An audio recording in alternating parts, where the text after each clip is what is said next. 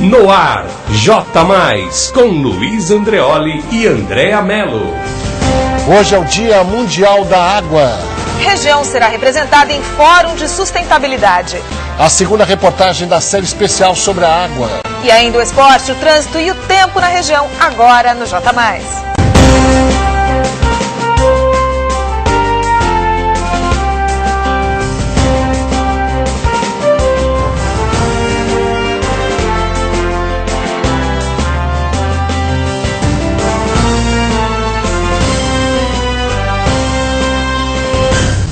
E o J+, começa falando sobre cidadania.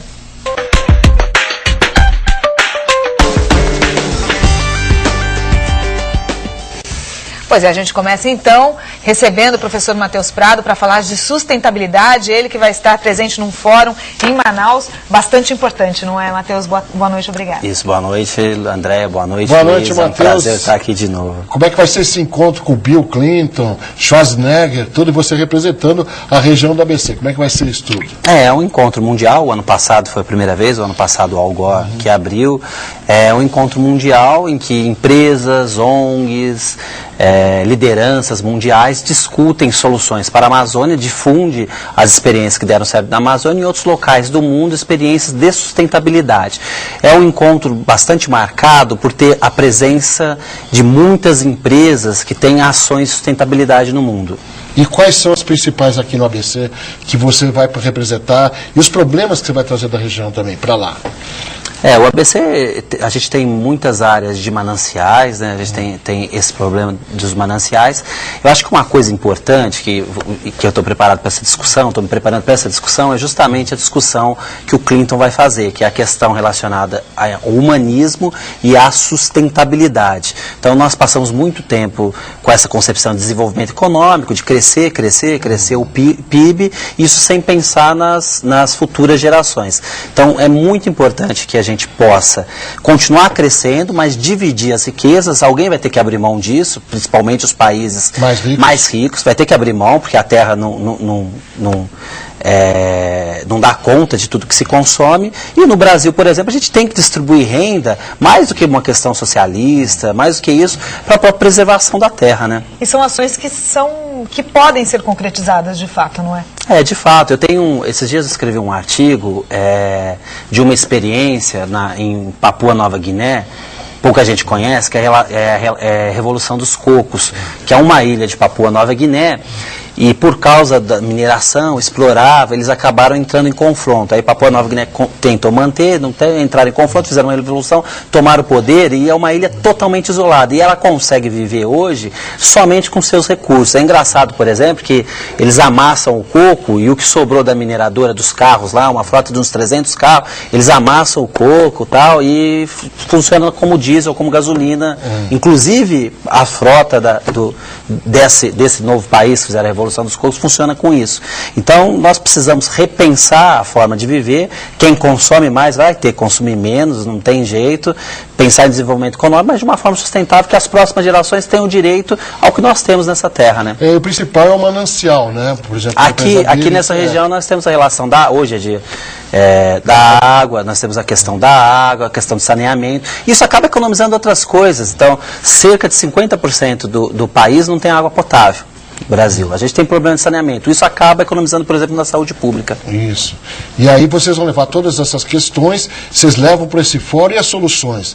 Quais serão elas? O fórum tem uma carta, ele faz uma carta de todas as discussões com intenções mundiais e é muito interessante que várias grandes empresas se comprometem, mundiais, se comprometem com essas soluções. Não só no Brasil, mas no mundo todo. No mundo todo. Eu acho que teria mais gente de fora do Brasil, que a questão verde pegou mais na Europa, em outros lugares, nos Estados Unidos. Tem mais gente fora do Brasil do que do Brasil, eu diria, entre as empresas.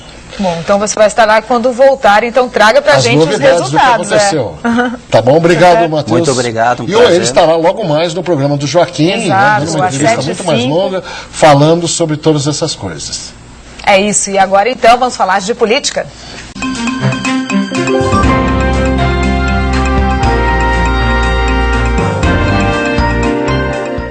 O J+, segunda edição de ontem, recebeu o advogado Alberto Rolo, que falou sobre direito eleitoral. Olha só. Em quarta-feira vai ter um julgamento importante no STF, que vai decidir, o 11º ministro finalmente vai decidir a história do ficha limpa. Vale, não vale, já valeu para a eleição de 2010, só pode valer a partir de 2012, trânsito em julgado, não trânsito em julgado, 2 ou 3 temas importantes da tal lei do ficha limpa vão entrar em julgamento nessa sessão de quarta-feira. Como é que funciona? Funciona, você faz uma coligação proporcional. Aí você elege 10 vereadores.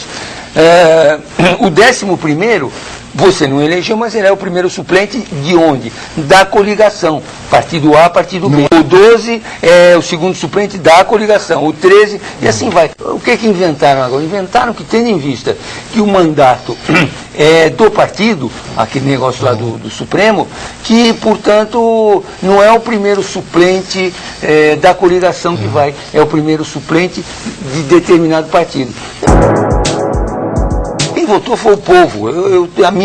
O meu conceito de direito eleitoral é isso. O que o povo fez, não vem com aquela história, votou, mas o Tiririca é analfabeto. É até possível que seja. Mas se 1.340.000 pessoas votaram nele, vai catar lata, deixa o cara lá, vai pagar o preço de ter votado. Votei errado. Agora é tarde. Tem que pensar na hora de votar.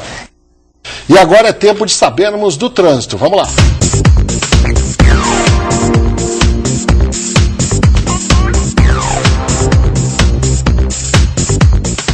São 18h37. Hoje é a estreia da repórter Cris Guariba, que veio da Rede Record, uma estreia importante. Ele é uma profissional experiente e vai falar sobre o trânsito. Boa noite, Cris. Luiz. Boa noite a todos que assistem agora o J+. Em noite de estreia, eu gostaria de dar boas notícias sobre o trânsito.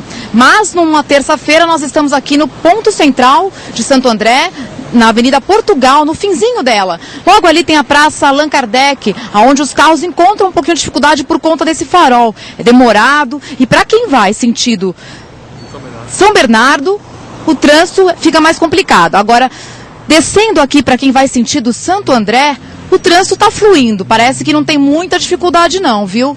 Bom, pelo menos são essas as notícias que a gente está conseguindo agora ao vivo e pelo menos em noite de estreia, essa notícia é uma boa notícia. Agora, todo motorista tem que ter um pouquinho de paciência porque trânsito não tem jeito.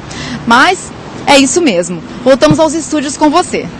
Obrigado, Cris. Boa sorte aqui. Seja bem-vinda à equipe do J+. E agora vamos saber do tempo.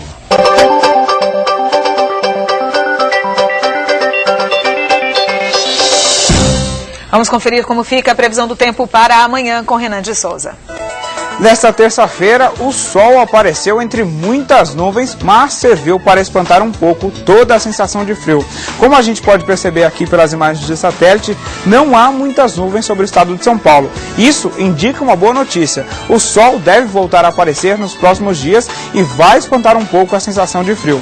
E amanhã ele já aparece em alguns momentos do dia. Já a chuva deve ocorrer de forma bem isolada e no fim da tarde. Em São Paulo, a temperatura mínima fica na casa dos 18 graus. No litoral, na cidade de Santos, a temperatura máxima atinge os 28 graus. Aqui no ABC, o vento ainda vai deixar as temperaturas um pouco baixas e os termômetros vão ficar entre 18 e 25 graus em São Bernardo, em Santo André e também em São Caetano. Obrigado, Renan. Depois do intervalo, Santo André luta para melhorar no Paulistão. 18h39, você vê agora imagens da Igreja do Carmo em Santo André. O J+, volta já já.